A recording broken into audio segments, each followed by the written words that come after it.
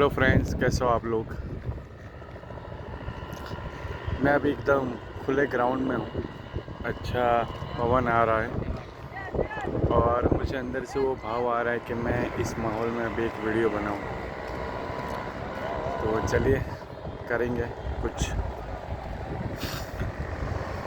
दोस्तों, मैंने कल एक वीडियो बनाया था सेल्फ़ डिफेंस के बारे में। अगर आपने नहीं देखा हो तो प्लीज़ आप ज़रूर देखिए।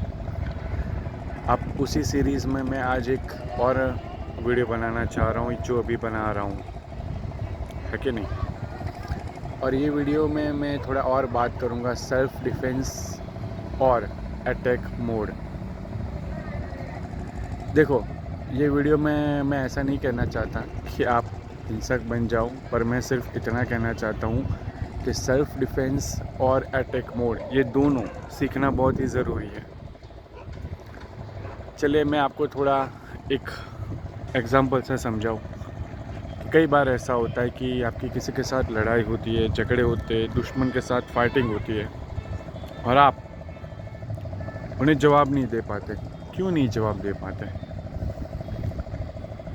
तो उसका रीज़न मैं आज आपको बताना चाहूँगा। जैसे कि आप अपने बच्चों के सामने आए तो आपके अंदर एक माँ और बाप एक्टिव हो जाता है। आप अपने भाई बहन के सामने आए तो आपके अंदर का एक भाई बहन एक्टिव हो जाता है।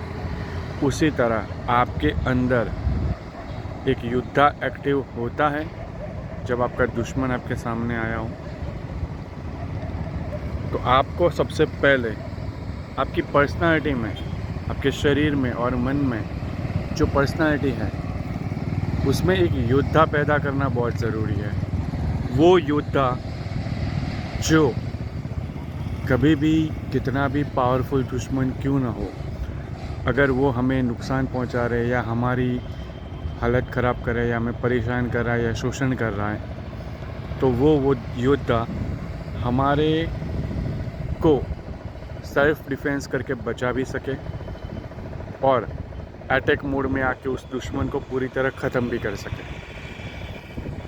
आपको आपके अंदर वो योद्धा डेवलप करना पड़ेगा, वो योद्धा वाली पर्सनालिटी डेवलप करनी ही पड़ेगी, ताकि कोई भी दुश्मन आकर आपका शोषण या किसी भी तरह से परेशान करे तो आप अपना बचाव भी कर सके, सेल्फ़ डिफेंस, और दुश्मन को हरा भी सके, पूरी तरह से ख़त्म भी कर सके, वो अटैक मोड भी कर सके।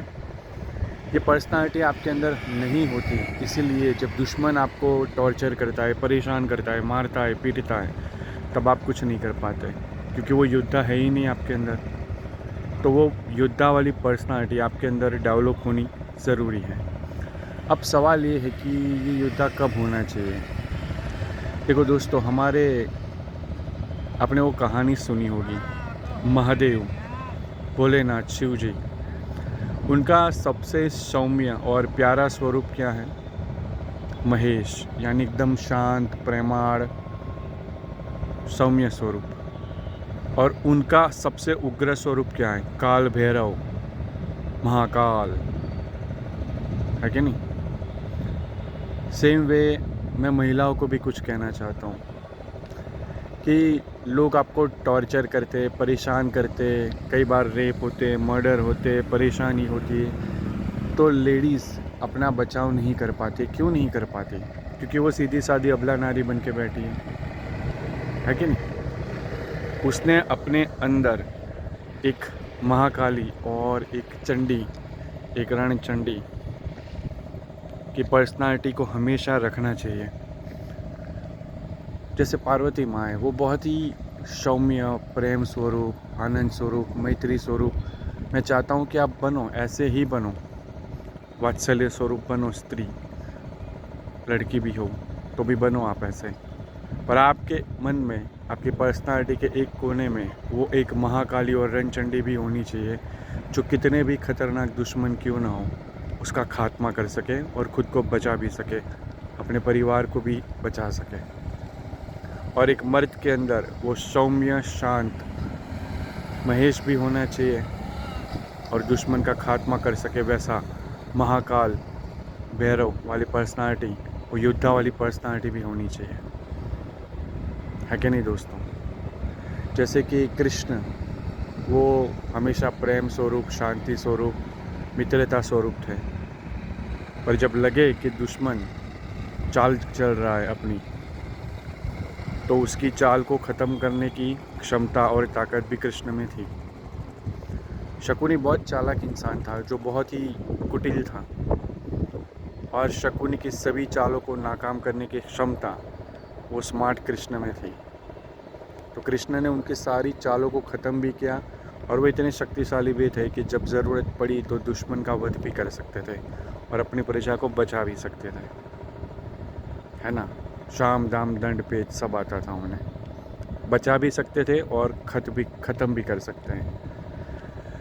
तो दोस्तों, इस वीडियो में शायद आपको इतना क्लैरिटी आ गया होगा कि आप अपने अंदर वो एक पर्सनालिटी को, एक योद्धा को, उस काल भैरव को, जो आक्रामक मोड वाला, उस खतरनाक कृष्ण को, जो अपने आप को सेल्फ डिफेंस भी कर सकता है और दुश्मन को ख़त्म भी कर सकता है, उन सब को रखना पड़ेगा। इट्स लाइक टूल, पर्सनालिटी का टूल है ये, है कि नहीं।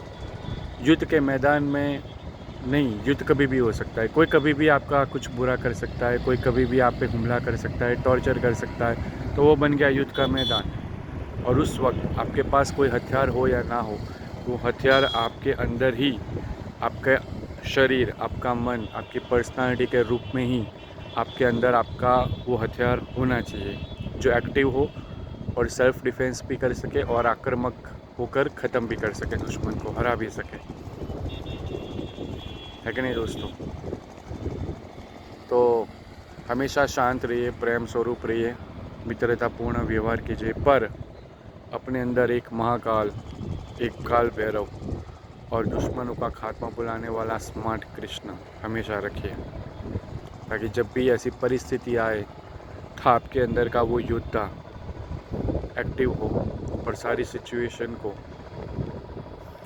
बैलेंस कर दे, जो सही है, जो ज़रूरी है अपने सेल्फ डिफेंस के लिए, दुश्मनों को कंट्रोल करना।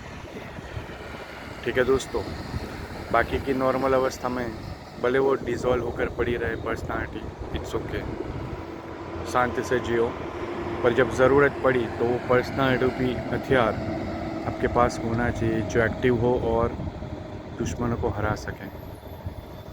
देखो, हमेशा याद रखो, साधन है, साधन के मालिक तो आप ही हो। आप डिसाइड करो इस साधन को कब इस्तेमाल करना, कब नहीं करना। जब ज़रूरत है ये साधन एक्टिव होगा, जब ज़रूरत नहीं होगी ये साधन डीएक्टिव होगा, पर ये साधन होना बहुत ज़रूरी है। आपके अंदर भी वो पर्सनालिटी रूपी साधन हमेशा रखना चाहिए, ताकि जब भी कोई दुश्मन आप पर हावी हो या आपका शोषण करे या आपको तकलीफ़ दे, तो वो साधन, वो हथियार आपको सेल्फ डिफेंस करके बचा भी सके, वो योद्धा, और दुश्मन की हालत ख़राब करके उन्हें पराजित भी कर सके।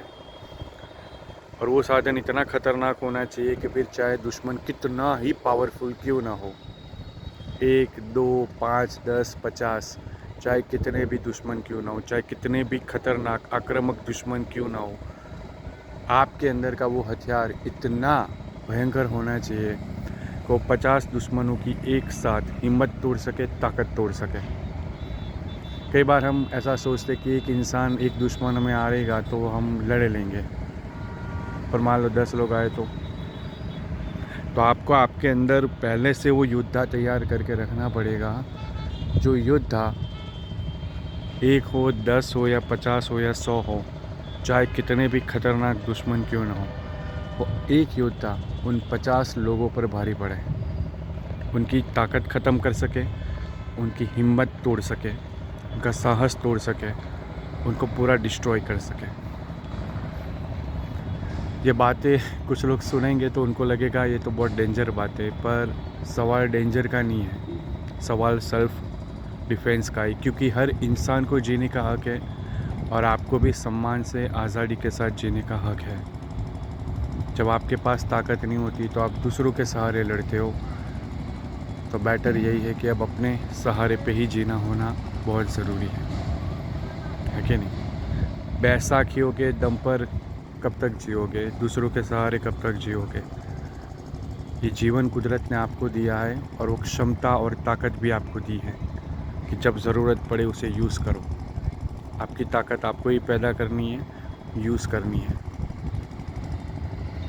आई होप ये वीडियो से कुछ क्लैरिटी आई होगी। अगर कोई सवाल हो तो नीचे कमेंट बॉक्स में लिखें।